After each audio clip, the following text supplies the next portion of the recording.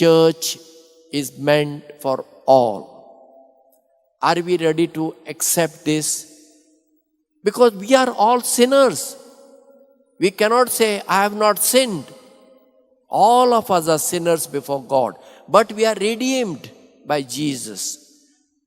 So even people whom we label as drug addicts, drunkards, gay, transgender and all, they too also redeemed people.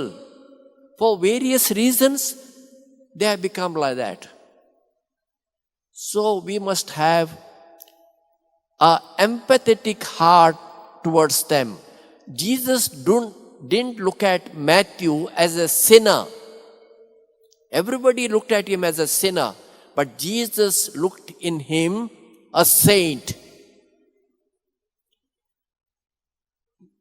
Can we look at others with the eyes of Jesus?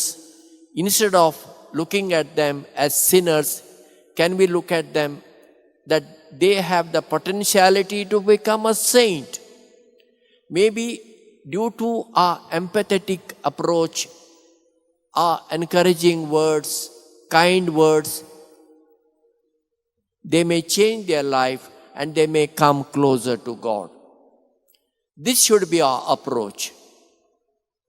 Therefore, I request you, only for today, think good of everybody whom you meet. Or you remember that some people are dead and gone. Think good of everybody.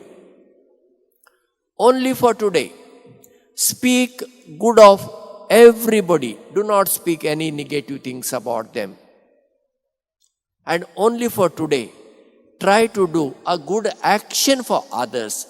To give a smile, to say good morning, how are you, how are you keeping? It doesn't cost us anything.